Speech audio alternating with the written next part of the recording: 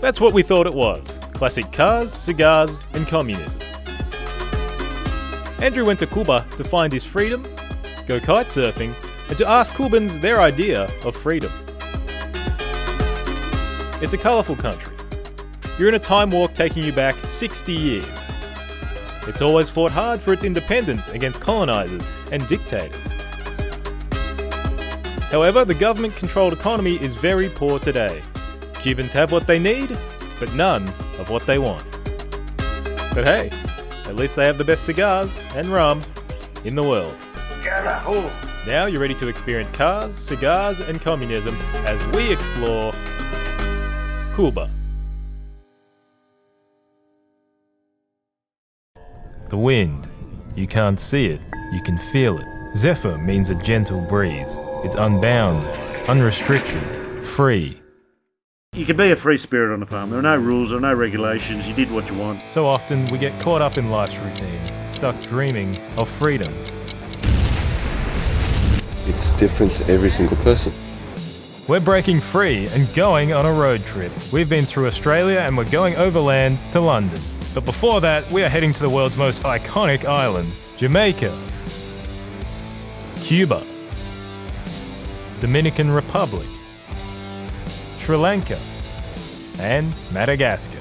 We're going to find out what they have to offer and what freedom means to them. Cuba. What comes to mind? For most, it is cigars, classic cars, Fidel Castro, rum, and salsa. Look a bit deeper and you find that it's much, much more. We arrived at Havana Airport late at night. Nothing too unusual. As we drove from the airport to the centre of Havana, old Havana, things started to get a little mysterious. We made it to our small boutique hotel just past midnight. As we drifted off to sleep, our first night in Havana, it was eerily quiet.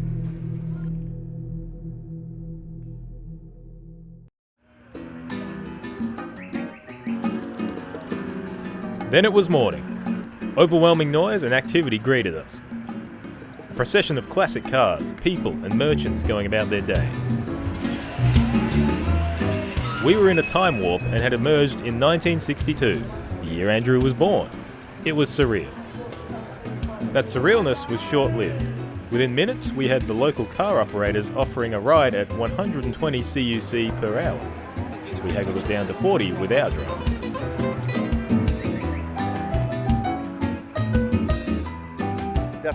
Gasmani. My name Andrew. Yeah, how do you do? This is your car, Gasmani? Yes, my car. It's a beautiful old car. What better way was there to explore Havana than in a classic car? But before that, we had to go check out the local kite beach.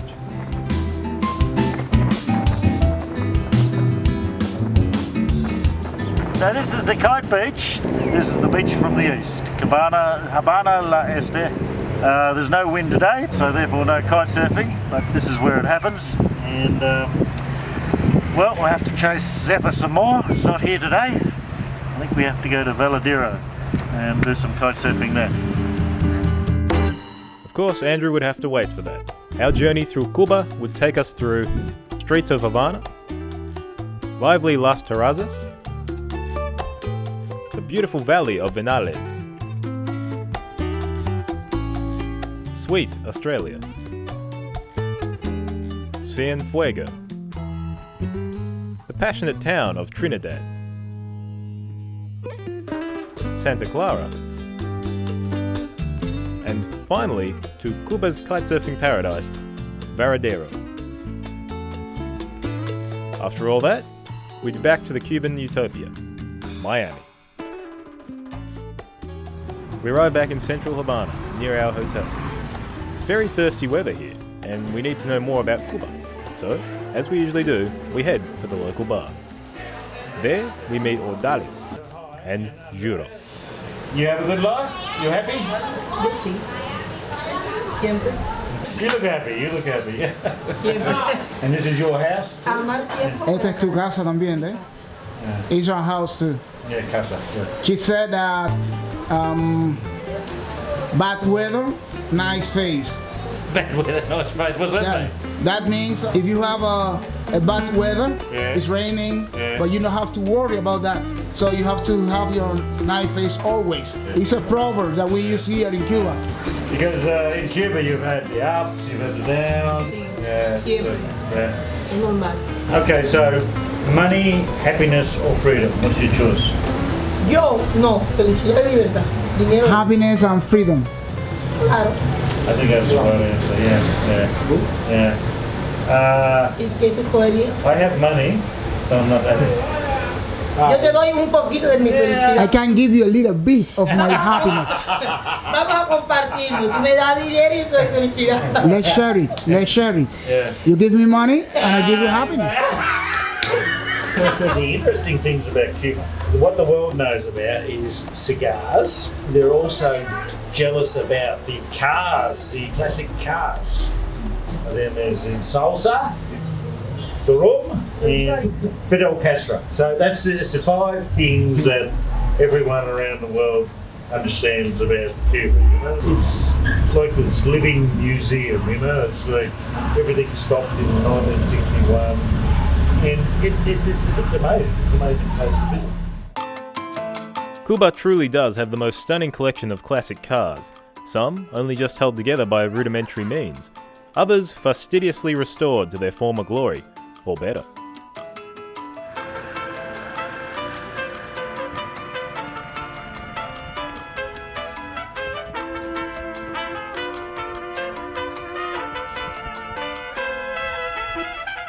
Pick your colour. It's usually going to be loud, purple, pink, bright red, blue. Pick your brand and model. Chev, Ford, Buick. Pick convertible or hardtop. And after all that, choose everyone's favourite. In case you were wondering, the cars cannot be exported, and certainly not to the USA. Typically, these cars are owned by wealthy Cubans or Americans who rent the car to drivers for a monthly fee. So this car was your family brought in Yes, when my they family. bought it in Cuba? Yes. 1951 or 1950? 1951, 3. Yeah, something like this. Yeah. 4. Okay. His grandfather, my father. Okay. Stayed in family. Oh, brilliant. And how do you fix it? Because getting parts must be quite difficult. My family lives in Miami. Ah? Yeah. So they can buy parts in Miami and then bring it back here. Okay. Beautiful. The original engine, yeah? This is a 6-cylinder inline engine. 3-cylinder light. Right, okay.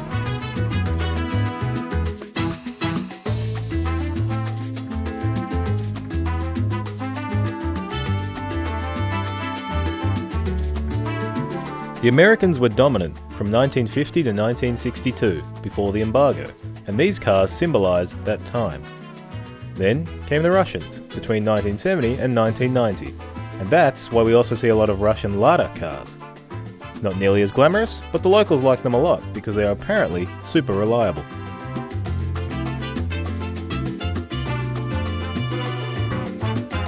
As you'll see, it seems Cubans can fix everything, including their cars.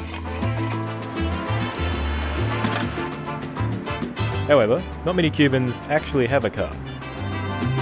Not even an old one. Which means there's no traffic problem.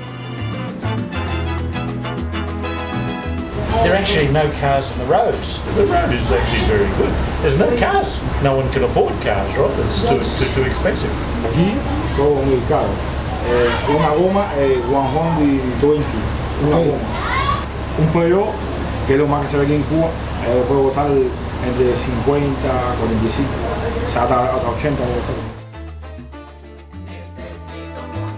So the locals typically use other forms of transport, including little bubble taxis, tricycles, and so-called taxi buses. Not to leave out motorcycles, they were also extraordinary.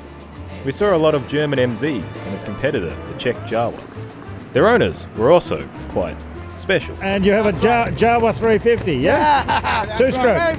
Very strong. Yeah, very fast, I think, yeah? Okay, I like it. I'm very dangerous. Yes. You look dangerous too. I love the Australia. Ah, I excellent. have to fly Australia in my room. Ah, brilliant. Grab your Panama hat. It's time to cruise around Havana.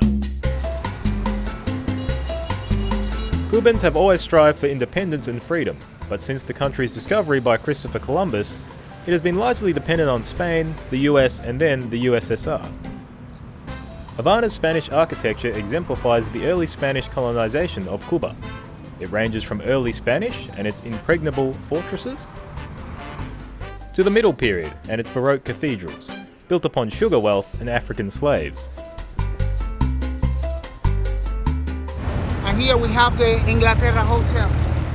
And finally, to the late Spanish, mid-18th century neoclassical style, exemplified by the hotels.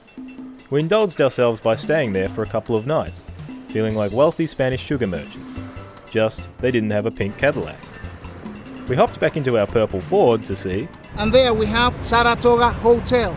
It was very famous because the first group of musicians made by women, they used to play in the portage. And that was very interesting because in that time, Cuban women, they don't play instruments. Beyonce and other famous people have stayed here.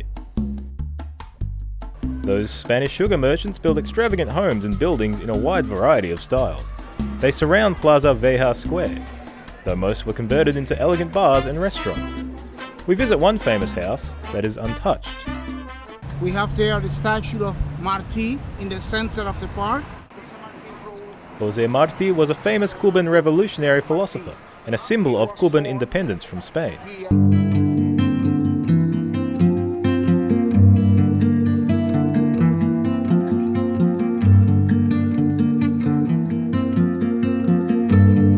Revolution paved the way for the United States to influence Cuba throughout the 20th century.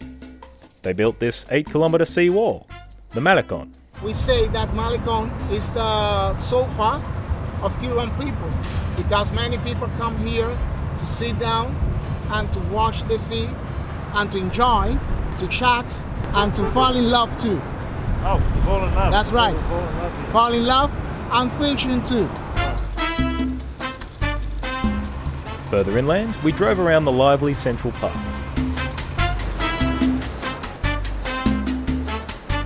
It's home to the National Capitol building. No, it's not a replica of the US Capitol building. It's 1 meter bigger.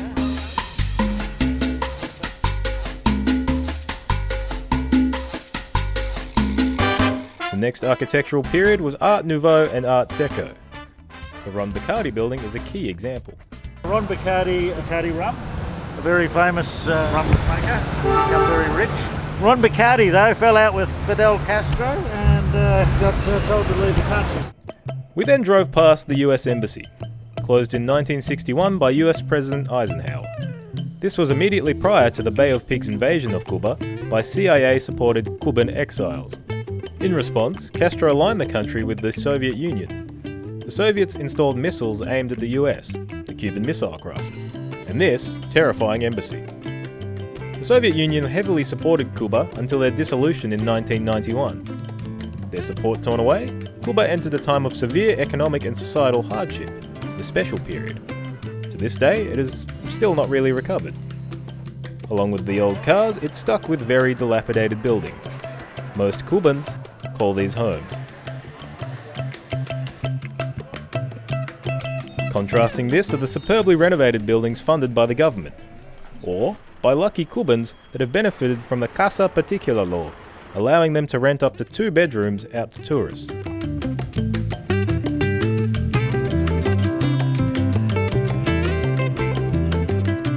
Cruising in a classic car is a great way to get to know the layout of Havana, but you really have to get walking if you want to get close to the real Havana.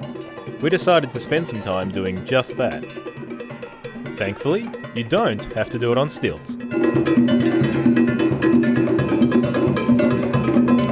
Music and dance are clearly an integral part of life here in Cuba.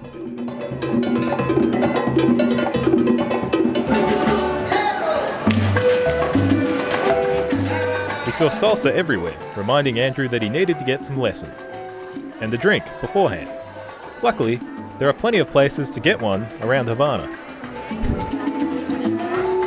There are the old bars, restaurants and hotels for locals, and then there are the ones that have been renovated for tourists, courtesy of the government tourist board.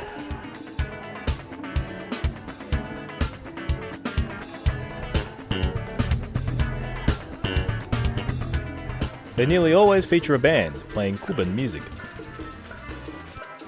And there is always a plentiful supply of the national drink, Havana Club rum. As always, it's government owned. There was also the famous Bacardi rum. And the inescapable mojitos, the tourist drink, and a favourite with Ernest Hemingway. This is Ernest Hemingway's hotel where he used to live for several years.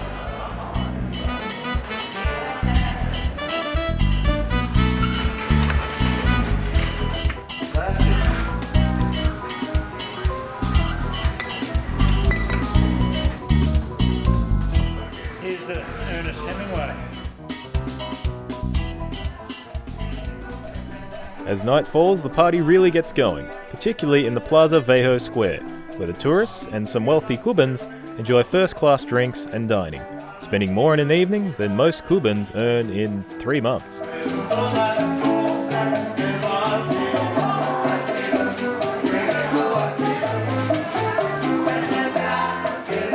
If you've drunk enough to try your luck at dancing like the locals, there are many Cuban men willing to teach you how to dance for a small fee.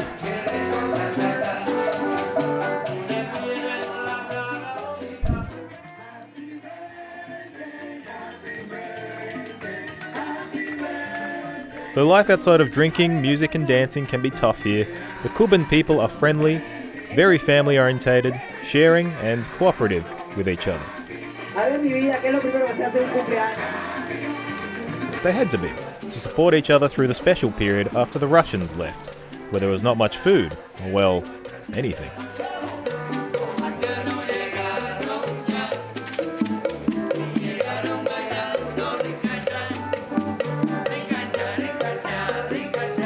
With a huge reliance on tourism from mostly Canadians and Europeans, and the more occasional US entry when relations are good, the economy is still very poor today. For that reason, we found it incredibly hard to acquire some basic goods, or well, anything.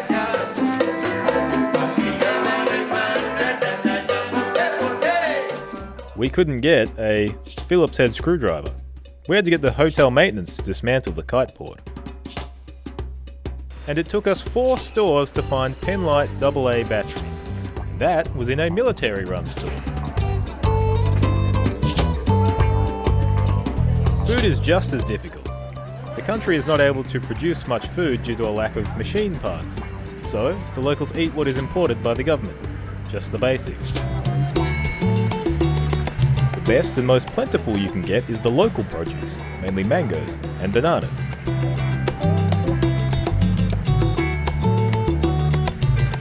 What meat they have is certainly fresh, because it has to be. There's no refrigeration in the searing hot and humid climate of Havana. Where do they grow the pork in Cuba? Aquí mismo, aquí mismo. So I had your pork, it was good, better than the beef. Have a good day. Cheers, thank you much. Que tenga buen día. It looked quite okay compared to our roadside Cuban burgers, if you could call them that. So this is the Cuban hamburger, yeah. what is this burger made of? Eat and then ask.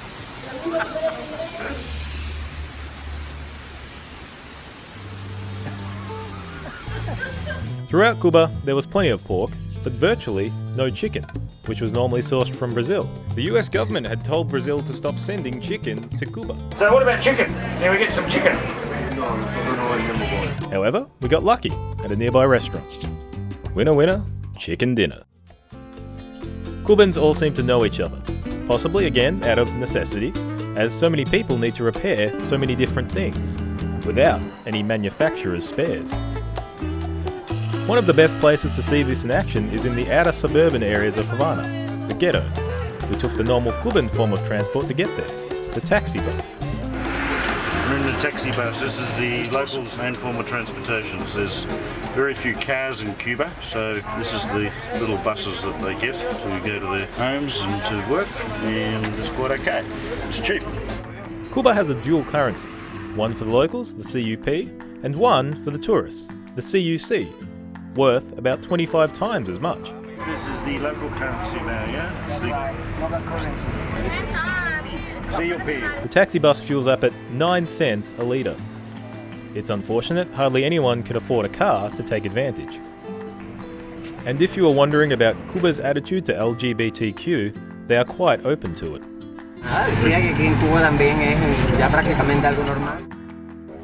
The internet is very limited here. People normally have to go to the parks, as this is where the government phone provider puts the internet.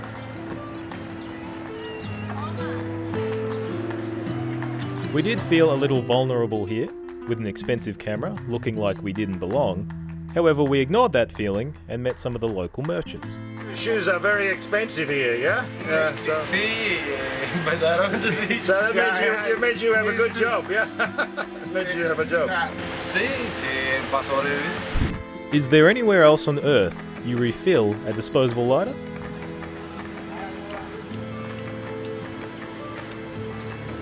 After seeing some interesting sights, we left the ghetto and headed back into town. Unemployment is high, many people just laze around the streets. The wage structure is rather terrible, so why bother working? The wage is just for food and what little consumer goods are actually available. The government covers medical, education and housing. Cuba is reputed to have one of the best medical systems in the world. We had doubts about this, as pharmacies often had a very limited range of medicines. So for a place with such a wonderful health system, it doesn't seem to have much pharmacy goods. And this ambulance was hardly state of the art. Education is 100% subsidised, and Cuba does boast one of the highest literacy rates in the world. Our newfound friend Ruben, who managed the small hotel we had been staying at, graciously showed us his home that evening. It's almost like Saratoga. Okay, cheers, let's go. Our first chance to see a real Cuban home. Good view. His apartment was upmarket for most Cubans, as his mother had been a respected dancer and was rewarded by Castro's government accordingly. Still, it was typical in that his home was multi-generational and crowded, which makes things like sex between married couples quite difficult. In his downtime, Ruben composed music, reggaeton, which is popular with young Cubans. That marked the end of our busy day. Time to rest. The next morning, we mused that these luxury shops were a far-off dream for average Cubans. It's unsurprising many want to leave Cuba and go to their utopia, Miami, or anywhere else. As in many countries, sport can be a way out.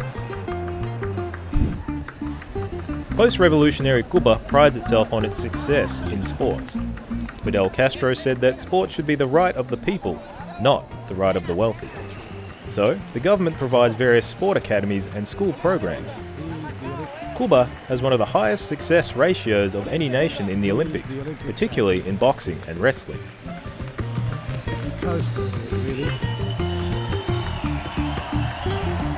We were fortunate enough to walk into one of the 185 boxing facilities in Cuba and meet one of their champions, Havana. Soy una personalidad aquí en Cuba, soy una gloria deportiva, soy subcampeón mundial en varios torneos en Europa, campeón, campeón nacional de Cuba, subcampeón, ese lugar, Rumanía 85. Has you been boxing all your life? 20 años, tengo 400 peleas, 480 ganadas y 20 perdidas.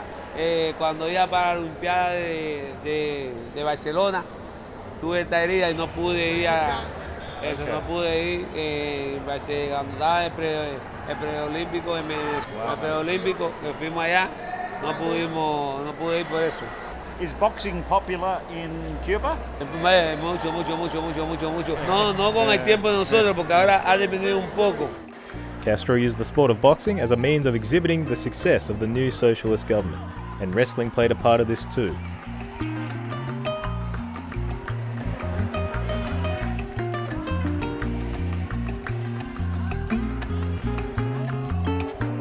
many children learn to wrestle in Havana, inspired by Mijail Lopez.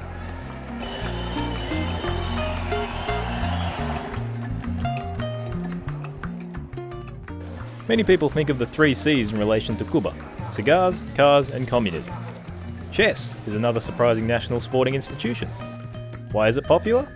Well, Fidel did like to play it. So, now it was time to leave Havana, to see where cigars come from. We hopped in a classic car and began our trip into the countryside of Cuba, through Las Terrazas and Vinales. We're going to go to Vinales.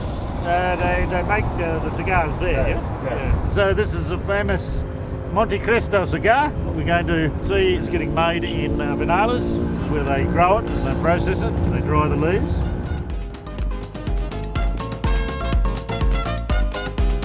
What better place to sell your cheese than on the side of a deserted freeway? So is this your cheese? You make the cheese? Sí, yeah. Ah. So it's your farm and your cows, and you use traditional method for making cheese. Sí, así siempre somos guajiros y eso aquí arriba. So it's good cheese, yeah? Yeah. I'll try this with this special guava one and this cheese one. We bought some, not that we could bring it home. At least our cameraman's family would be wrapped. If only it was chicken. After battling all the freeway traffic, we reached Las Terrazas. This car park was filled with other characterful cars.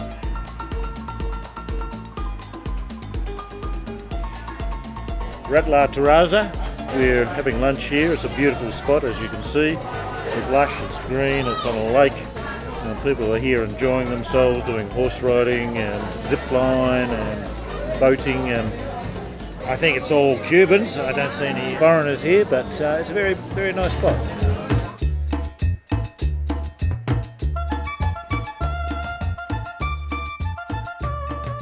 Restored, we continued onto our real destination, Vinales Valley, a mountainous, lush, green sanctuary. Peace incarnate.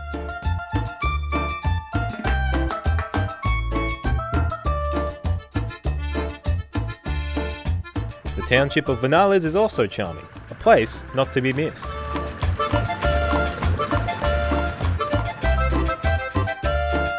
Our lodging for the night was at a casa particular. This one was called El Campesino. They also had a restaurant and a magnificent view of the mountains. We awoke to a silent morning, sort of, and to a picturesque view. It was quiet until the town came alive, with activity galore. It's becoming clear that the Cuban breakfast is anything you can find. Today it was some fruit from someone's tree. I'm not sure what I'm eating. I haven't paid the cameraman yet, so he might try and kill me with this, but it looks good, tastes good. Tastes a little bit like, it's a little bit like a mango, but not as sweet. A bit like an orange. Hunger sated, it was time to explore what the luscious Vinales Valley had to offer. One of its main exports was, unsurprisingly, tobacco. We met a local farmer who graciously showed us around his drying shed. 90% of these leaves go to the government. The other 10%? Well, he offered to show us what he did with those. So, the whole plant different qualities of leaf. Right. The bottom leaf, remember? The bottom leaf, yeah. Bottom leaf, it has a lighter flavor, Yes. very soft. Yeah. Top leaf, a little bit thicker, Yeah, texture, more coarse. Yeah. more sun. Yeah. And middle leaf, That's the rolling little bit leaf. thick, Yeah. but elastic, flexible. The one we use So to that's wrap. why it's good to wrap. So Yeah. in that case, I have a whole plant because it's Monte Cristo. Half of middle leaf, elastic, flexible, to wrap, binder of a cigar. The rest of them is the filler, what we put inside for the burning process. Now with a knife, we made 2 cuts. Take a look. Now there is no waste, we take the ends and we cross them. We mix them in the middle to add better balance to the cigar. And now let's roll. Looks like sushi. Always in the same direction. Now, a little bit of massage, Yeah. few seconds, and after as glue to seal the cigar, what we use is honey, my friend. Honey bee. Honey. Massage, and when the cigar rolls by itself, It's done, yeah? no, we have to press it to add better form, to put it compact. In the factory they have a wooden press here, I am press. Okay. So, we take paper, piece of paper, and we roll the cigar in a diagonal way with the paper. Yeah, mate. Just close in, now we do another massage. Oh, yeah. But in that way. Harder massage taking 5 minutes for each cigar. Then I let it dry in that way during all night. 12 hours approximately. Next day in the morning is when my cigar is ready to smoke, my friend. Rather than wait for it to age, the farmer brought one he'd already prepared. He didn't just light it, but instructed Andrew how to smoke it properly. It was even better with some sugarcane juice and vitamin R, as they call rum in Cuba. So with our freshly rolled cigar, we get some sugarcane juice, yeah? Yeah, see?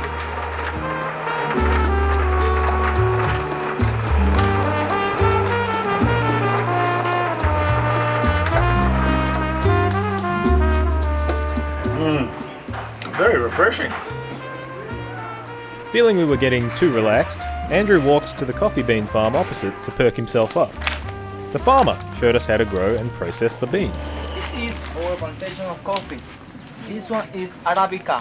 In Cuba we have two kinds of coffee, Arabica and Robusta, but here in Villanes we only plant Arabica. And Cuba has the second best coffee in the world. Okay. I don't know really. Someone said second best. I don't know Who's the really first? because I've never tried other kind of coffee. No. For me, this one is the best. Yeah, sure. Yeah? Yeah. You understand me? See. Okay, follow me. Once a week I take the beans, okay? Okay. After collecting, I put the beans on iron table like this one Okay. to dry. Yeah. This one after dry become this color dark. After collected, I put the beans in this instrument here to separate the beans from the peel. After that, with help of the wind, remove the peel from the beans. Here, all the time, we have to mix the beans. All the time. About 40-50 minutes. When this one already become a color dark, I just milk here to obtain the coffee ground. Yes.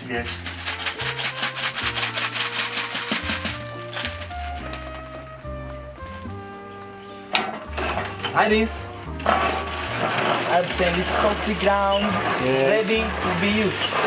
After that, I take the coffee and I use a coffee pot, a machine, and drink. So there we have it. We've got the best cigar in the world. And the best coffee in the world. Thank you, my friend. You're welcome. Muchas gracias. It's a good coffee? It's very good coffee. Yeah. It's my coffee. Yeah. Energized, it was time to find out about one of Cuba's most famous exports, rum. We met the distiller, who offered to tell us about this rum as we drank more of it. So the rum that we have here, this is the name is Guayabita Alpinar. I mean, we feel so lucky because normally we have one of the best rums in Cuba. I mean, the only one rum in Cuba who has 5 prime on prize. So, and one of them is international. Yeah. The one here, Rome, in Italy. Well, we've had the best cigars today, the best coffee, so we must be having the best rum now. So. Definitely. For me, it's one of the best rum.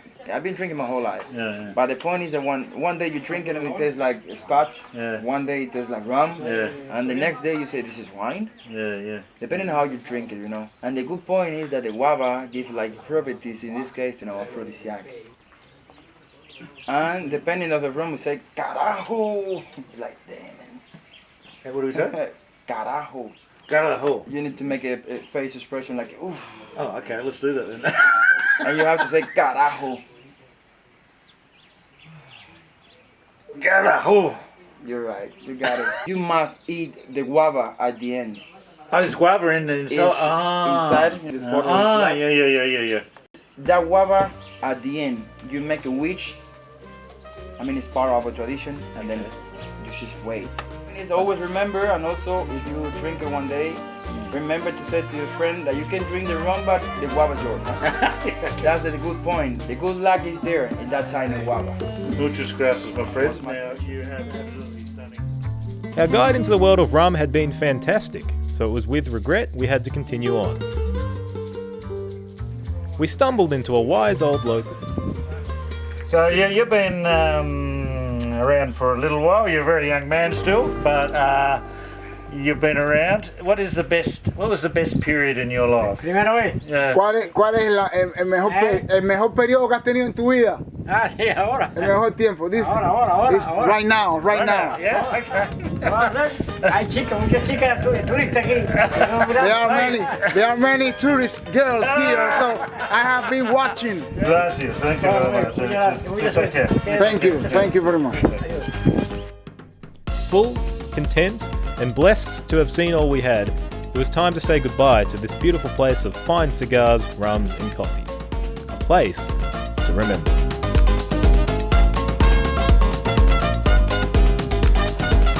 We were off to another memorable place, Australia. Fidel Castro, he's in Australia. Found him in Australia. It had been quite the drive, but we'd somehow made it all the way to Australia. No, not that Australia. We were here to find out why it shared the name of a country and to learn more about the area. At first glance, it's a fairly common Cuban village with a population of around 9,000. People go about their day. Buildings are colourful. The remnants of Cuba's sugar and slavery-filled history are what make it interesting. We sat down for a chat about the town with the Casa Particular owners and a Cuban breakfast. So we're having a Cuban breakfast, so as you can see it's very extensive. We've got coffee and we've got marmalade that's made of guava. Sometimes it's a little more, sometimes a little less. It can be just some bread, some sugar mixed in water. Antiguamente, en los años 80, el desayuno era un poco más desarrollado porque tenías la vaca en el portal, donde tú quieras. Tenías un poco de otra vida después de el periodo especial. ¿Qué dijeron? Que era periodo especial, yo no lo conocí porque... So before revolution, the country was much more rich, yeah? Depende de... En ciudad sí, pero en campo no. Australia era un pueblo de barracón, donde estaban los negros esclavos porque tenían los trapiches, tenían el central, que ya hoy no funciona, allí está la torre del central. Tenían las locomotoras que todavía existen.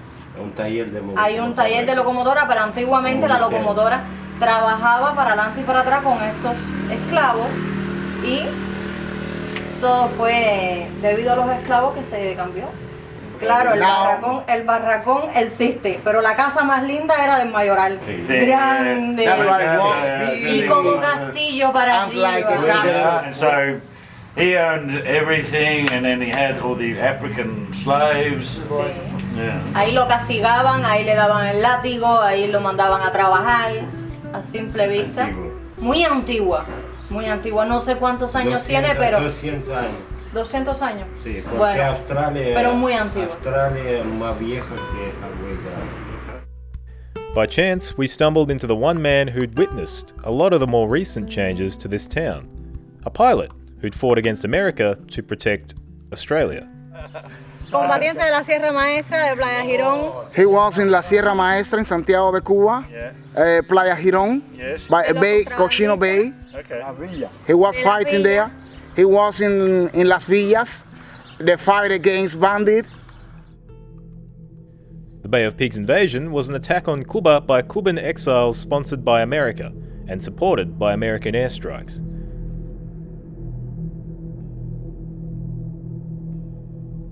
Once the international community found out about the airstrikes, America withdrew support, Castro won, and the whole invasion crashed and burned.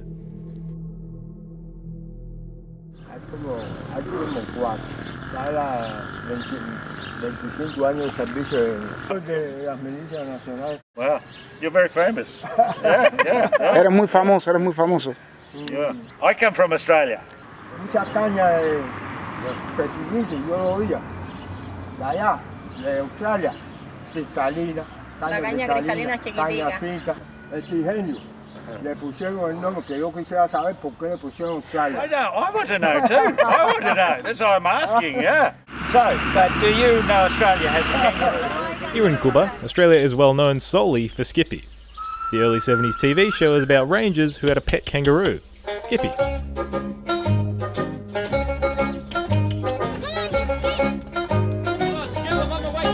Cubans had to endure it on repeat due to limited TV budgets. You like Cuban cigars, Skip? And we met many who still remembered it. I'm looking for Skippy the kangaroo. Have you seen Skippy the kangaroo? Skippy the kangaroo, yeah? You see? You're too young for Skippy. No. Novela, en novela. Eso en Australia. He gonna appear. He gonna appear. We're in Australia. We're in Skippy the bush kangaroo. We're gonna find Skippy. What the hell?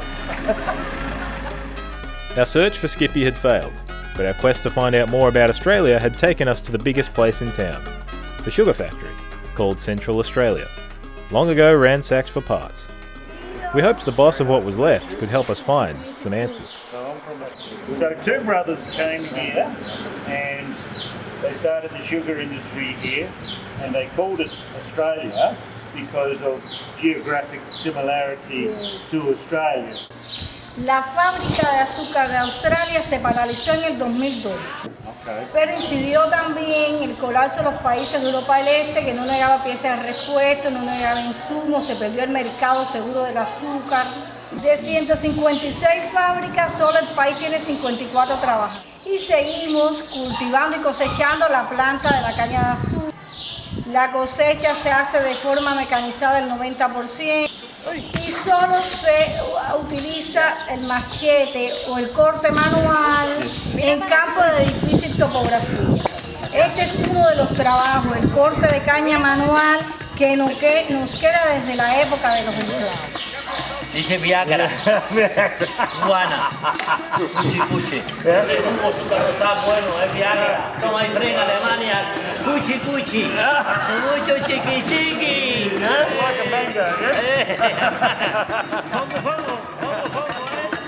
Happy we'd learnt why Australia was called Australia, it was time to test out the Viagra-like sugarcane juice. Just kidding. As enlightening and patriotic as it had been to explore Australia, it was time to continue our adventure. But not before engaging in a tradition both Australias share, a cold beer and a laugh.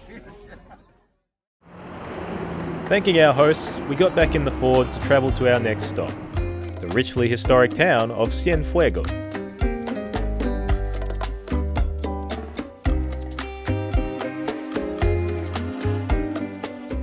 The town was founded by the French, by families coming from New Orleans and Philadelphia in America.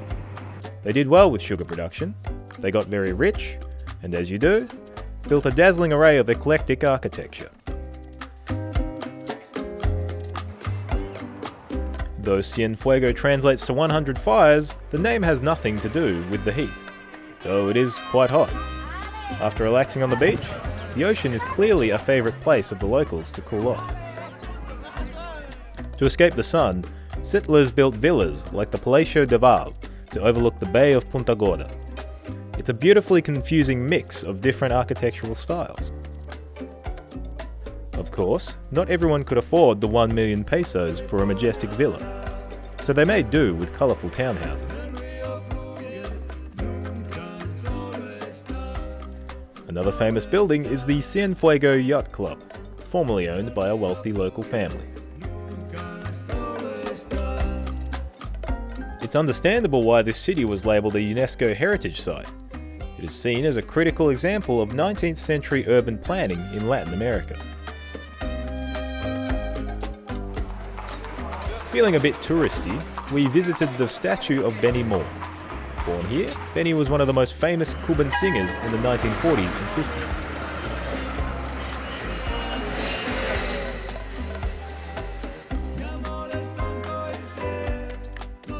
Our final stop in Cienfuegos was the busy city centre, Martí Park, which was finished in 1850.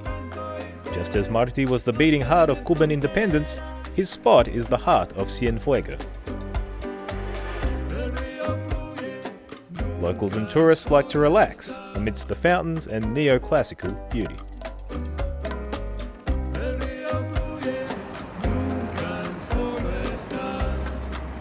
From the town of 100 fires, we drove towards our next destination. Upon arrival in Trinidad, we found ourselves experiencing the real Cuban heat.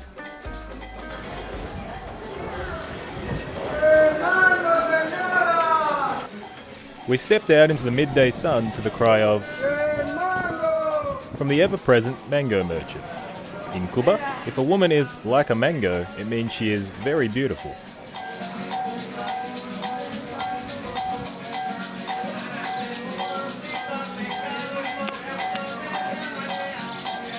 Though Trinidad was like a sauna, we didn't want to pay 5 CUC for a hat at the market. So we settled for a cup of flavoured ice.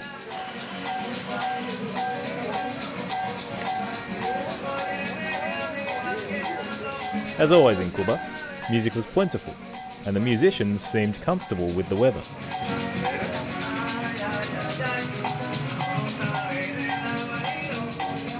We found a nice casa to stay in,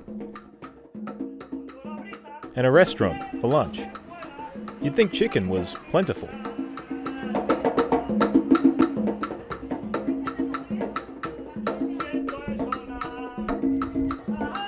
Just as plentiful was Trinidad's eye-catching 1850s decor.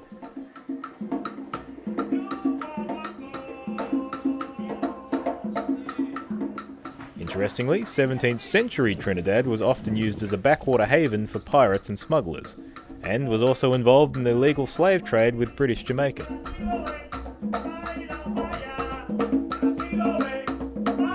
Dehydrated, we could have looked for water. Instead, we chose the fun option, trying Cuba's oldest cocktail. The drink was created here in Trinidad with simple ingredients. Rum, lemon juice, water and honey. It's the Conchanchara. It's the drink of the rebels.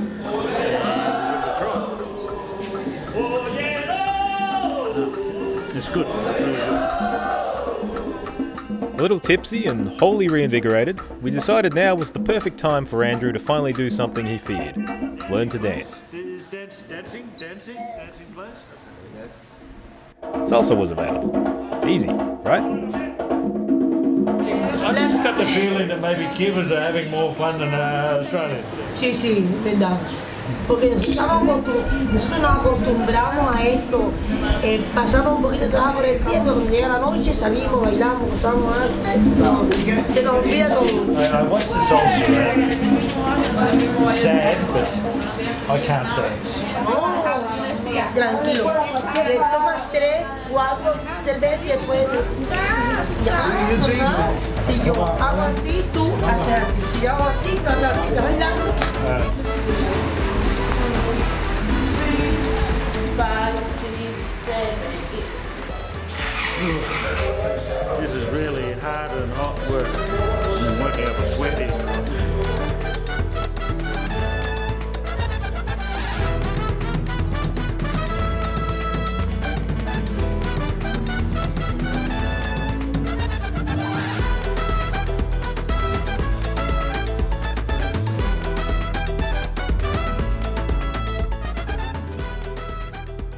Between exhausting dancing sessions, we explained our project to one of the dancing instructors.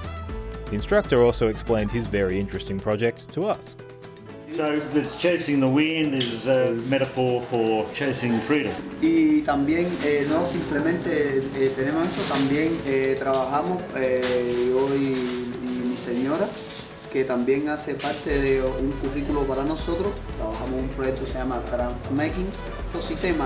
Transmaking is a collaboration designed to foster the links between art and culture, economy and democracy, through the exchange of knowledge, expertise, skills and experiences between people from all over the world. It's a way to bring people together, despite differences in skin or language. This allows people to dance, move their body and relax a bit. It's a guard against the stress from doing the same thing every day, and they are thankful. This project is a community. We Cubans are happy as it teaches the Cuban culture to everyone through dancing. Sí, no, simplemente era una pregunta porque nosotros somos cuentaprovistas, pero trabajamos normalmente para la cultura cubana y para Cuba, ¿ves? Y para nosotros lo que estamos haciendo es como amor, libertad, ¿ves? Y lo que impartimos es para todas aquellas personas que quieran o sientan conocer y disfrutar de nuestra cultura cubana.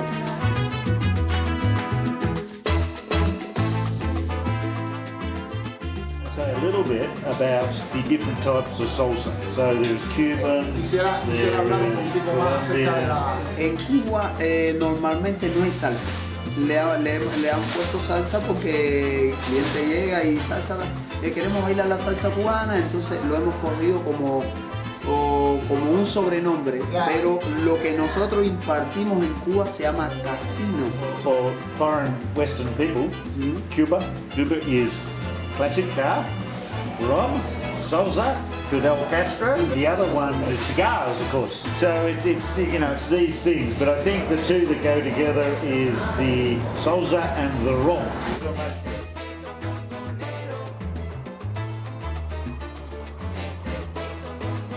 So, it was farewell to the tremendous town of Trinidad. Time for a brief stop in Santa Clara.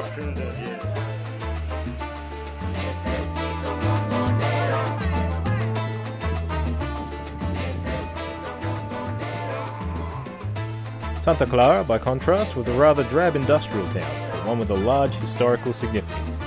The capture of this town by Che Guevara was a victory that finished the revolution and put Fidel Castro in power.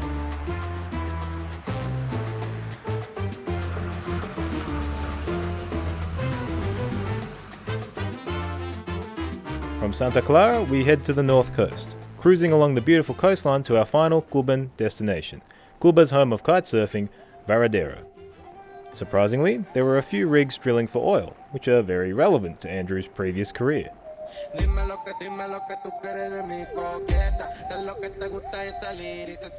Varadero, a gorgeous strip of beach. But, annoying Andrew as always, was a flood of development and tourism, when we're about seeing the real people and the real places, not the all-inclusive packaged holidays. At least, the Russians that come here on a budget seem to have fun. We had been on a fantastic road trip around Cuba, seeing what it is like to experience that unique lack of freedom that Cubans have. And now we had chased the wind to this beautiful beach. Here was our freedom, just the wind, sea, and nothing else to disturb you. As we immersed ourselves in the kiting, we wondered whether those Cubans that had escaped across this bright blue ocean to Miami felt freer than those who were stuck here.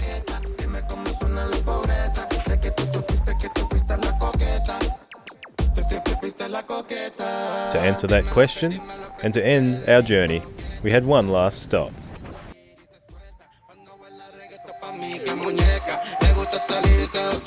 We were quite relieved to land back in Miami. The reason Cuba is so unique and interesting is that it has missed 60 years of development. But that also makes a lot of what we take for granted so important when you haven't got it. Like Facebook.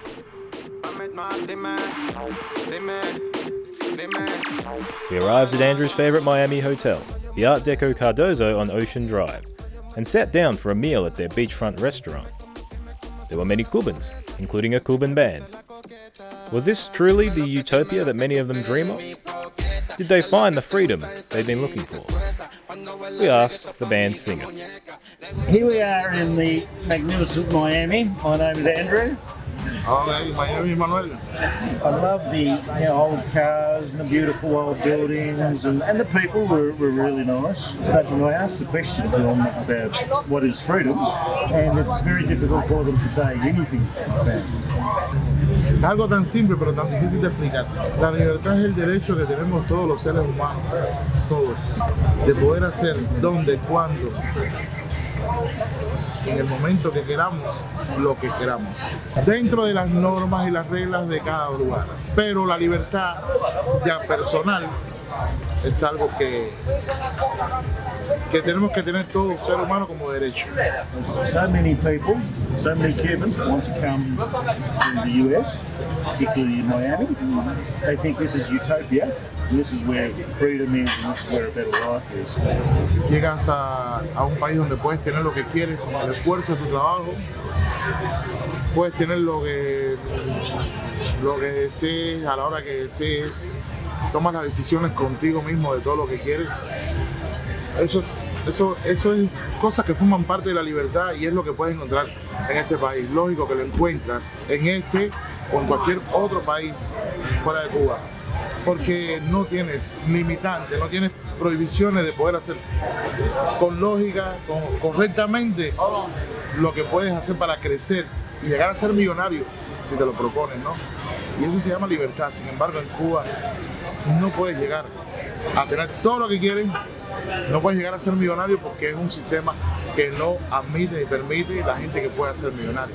En este país, con un poco de empeño, y como en otro país también, con un poco de inteligencia, de dedicación, de perseverancia, puedes llegar a ser millonario. Sin embargo, en otro lado, como en Cuba, no se puede hacer. As a tourist, Cuba is great. During our travels, however, we found an intimidating system of government which seemed to limit the free market.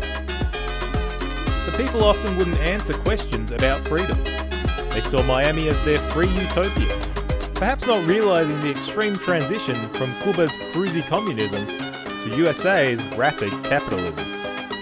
A government agency even allocated our cameraman, which caused a few issues.